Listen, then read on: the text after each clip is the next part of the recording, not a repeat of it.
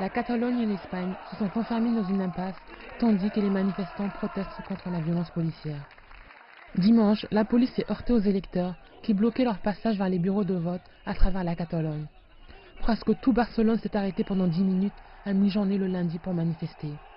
Le président catalan, Carles Puigdemont, a annoncé qu'une commission sera créée pour examiner les violations présumées des droits de l'homme.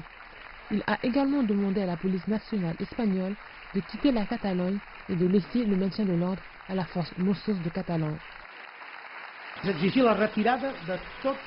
Nous exigeons le retrait de toutes les forces de police déployées en Catalogne afin de mettre fin aux opérations répressives qui ont causé des actes de violence graves dans le pays où des milliers de personnes ont protesté pendant des années sans incident.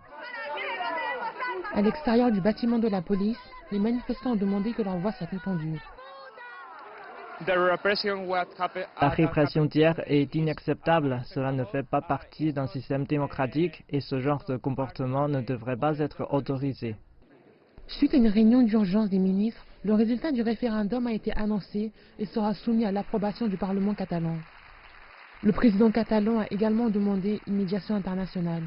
Malgré les 90% des électeurs qui se sont exprimés en faveur du oui, quelques politiciens catalans pensent que la priorité doit dorénavant être de conclure un accord ayant force légale et obligatoire.